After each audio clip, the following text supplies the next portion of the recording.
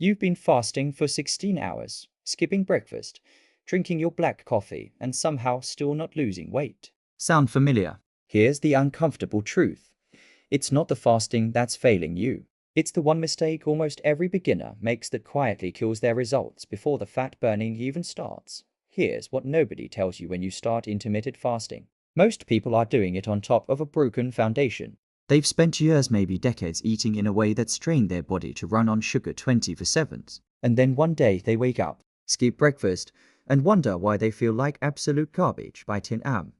The headaches, the brain fog, the irritability that makes you dangerous to be around before noon. That's not fasting working. That's your body in full-blown panic mode, because it never learned how to burn fat in the first place. See, fasting is a tool. And like any tool, if you pick it up at the wrong time, in the wrong stage, you are not building anything. You're just making a mess. The real problem runs deeper than skipping meals. And once you understand what's actually happening inside your body, everything changes.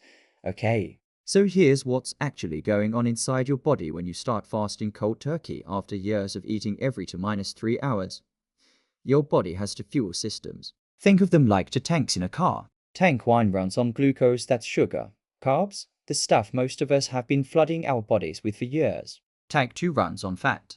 Now, in a perfectly healthy, metabolically flexible person, your body switches between these two tanks effortlessly. Sugar available? Use it. No sugar?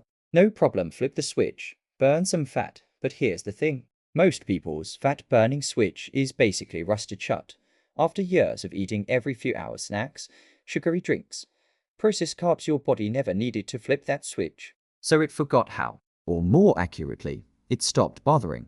Why burn fat when there's always a granola bar coming in 90 minutes? So when you suddenly fast for 16 hours, your body doesn't smoothly transition into fat-burning mode, like the fasting influencers promised. Instead, it panics. It screams for glucose. It releases stress hormones. It starts breaking down muscle for energy before it even thinks about touching your fat stores. That's why you feel terrible. That's why you're reading the fridge at hour 14. And that's why the scale isn't moving, because your body isn't burning fat. It's just stressed. The mistake isn't fasting. The mistake is fasting before your body is ready to actually use it. Let's break down exactly why this happens. Because once you see the biological chain reaction, it becomes almost impossible to unsee it. It all starts with insulin. Insulin is your body's storage hormone. Every time you eat, especially carbohydrates and sugar, your blood sugar rises, and your pancreas releases insulin to bring it back down. Insulin's job is basically to take that sugar out of your bloodstream and either use it for energy or store it somewhere, usually as fat. Here's the critical part. Insulin blocks fat burning completely. When insulin is elevated, your body literally cannot access your fat stores. It's like trying to withdraw money from an ATM while someone's hand is over the card slot. Now, in a metabolically healthy person, insulin spikes after a meal, does its job, and comes back down within a few hours. But for someone who's been eating frequently, especially high carb, high sugar foods, insulin never fully drops. It stays chronically elevated, and chronically elevated insulin means fat burning is chronically blocked. Here's the cascade. Step 1. You eat frequently, blood sugar spikes repeatedly throughout the day. Step 2. Insulin stays elevated to manage the constant sugar load. Step 3. Elevated insulin keeps fat stores locked up tight. Step 4. Your body becomes insulin resistant, meaning it takes more insulin to do the same job. Step 5. You start fasting, but insulin is still elevated from years of this pattern. Step 6. Fat burning barely activates. You feel miserable. Results don't come. This is why two people can follow the exact same fasting protocol and get completely different results. One person's insulin is primed and ready. The other person's body is still stuck in storage mode regardless of how many hours they fast. So what actually happens when you push through fasting without addressing this first? Let's walk through it honestly, because this is probably the story you recognize. Week 1 feels like a war. You're hungry in a way that feels primal, not just I could eat hunger, but I might actually lose my mind hunger. Your concentration is shot. You're irritable. You're obsessing over food in a way that makes you feel like you have no willpower. But here's the truth. It has nothing to do with willpower. Your body genuinely cannot access its fat stores efficiently yet. So when blood sugar drops during your fast, Your brain, which needs a constant fuel supply, starts sending out emergency signals. Cortisol and adrenaline spike to raise blood sugar by breaking down stored glycogen. And when that runs out, muscle tissue. Your body is essentially eating itself before it touches your fat reserves. That's not a discipline problem. That's biology. And it gets worse. The stress response from struggling through fasting actually raises cortisol chronically. And high cortisol, it raises insulin, which blocks fat burning further. You're caught in a loop, fasting hard, stressing out, blocking the very thing you're fasting for. Meanwhile, your metabolism starts getting nervous. If the body thinks food is genuinely scarce and it can't access fat efficiently, it starts slowing down to conserve energy. Metabolism drops. Progress stalls. You give up, conclude, fasting doesn't work for me, and go back to eating normally. Sound familiar? It's not a character flaw. It's a sequencing problem.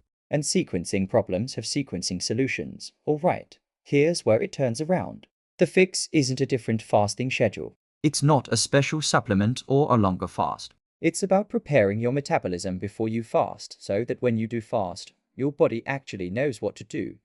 Think of it like this. You wouldn't run a marathon without training first. Fasting is the same. You need to train your body to burn fat before you ask it to perform. Here's the approach. Step by step. Step 1. Lower your insulin baseline first. 1-2 weeks before serious fasting, before you even worry about your fasting window. Clean up what you're eating during your eating window. This doesn't mean perfection.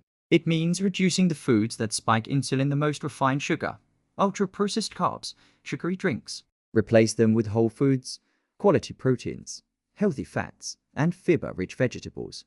Why does this work? Because every time you avoid a major insulin spike, insulin has a chance to come down lower than it did before. Do this consistently for 1-2 weeks and your baseline insulin level starts dropping. The ATM bouncer starts stepping aside. Step 2. Start with a shorter fasting window and extend gradually. Don't start at 16 to 8. Start at 12-12. Eat within a 12-hour window.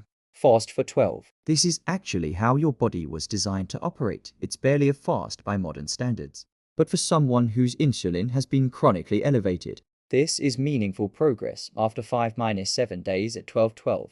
Push to 14-10, then 16 to 8. The gradual extension gives your metabolic machinery time to adapt. Fat-burning enzymes upregulate. Mitochondria become more efficient. Your body starts remembering how to use that second fuel tank. Step 3. Break your fast with protein and fat, not carbohydrates. This one surprises people. When you break your fast, your insulin sensitivity is at its highest, meaning whatever you eat creates a bigger insulin response than usual. If you break your fast with orange juice, oatmeal, or toast, you create a large insulin spike right at the moment your body was perfectly primed for fat burning. Break your fast with eggs, meat, fish, avocado, nuts. These foods cause minimal insulin response and extend your fat burning state even as you begin eating. Step 4. Move after your fast. Not before it. Light movement, a 20-minute walk after your fast ends, helps clear residual blood sugar and improves insulin sensitivity over time. It doesn't have to be intense.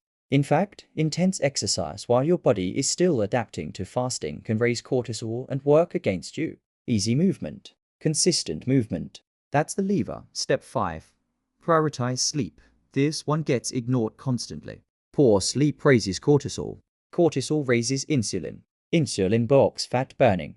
You cannot outfast a bad night's sleep. 7 to 9 hours isn't a luxury for metabolic health. It's a non-negotiable input. Put these 5 steps together, and you've done something most fasting beginners never do. You've made your body ready to fast. And when your body is ready, fasting stops feeling like punishment and starts feeling like, honestly, not that big a deal. The hunger becomes manageable. The energy stabilizes. And the fat, it finally starts moving. Okay, let's bring this all together into something you can actually use starting tomorrow. No complicated protocols, no expensive supplements, just the right sequence. Here's exactly what to do. Week 1-2. Prep your metabolism, cut the obvious insulin spiked sodas, sugary snacks, white bread, ultra-processed foods. You don't have to be perfect, just meaningfully better. Eat whole foods, prioritize protein at every meal, and aim for 7-9 hours of sleep every night. That's it. No fasting yet. Week 2-3. Start your fast at 12-12. Eat within a 12-hour window. If you finish dinner at 7 p.m., don't eat again until 7 a.m. Easy. Sustainable. Do this for 5-7 days until it feels completely effortless. Week 3 onward. Extend gradually, push to 14-10, then 16-8 over the following weeks. Only move to the next window when the current one feels genuinely comfortable, not like you're white-knuckling it. Every day, break your fast with protein and fat. Walk after eating. Sleep well. Repeat. Here's what realistic expectations look like. The first 2 weeks feel like setup, not results. That's normal. That's the point. By week 3 and 4, when your insulin baseline has dropped and your fat-burning machinery is actually online, that's when the results start compounding. Slow start. Strong finish. That's the play. Your body isn't broken. It was just never given the right sequence. Fix the foundation first, and fasting stops being a struggle and starts being the tool it was always supposed to be. If this clicked for you, hit subscribe. There's a lot more where this came from. And if you want to know exactly what to eat during your eating window to keep insulin low, that video is right here. You've got this.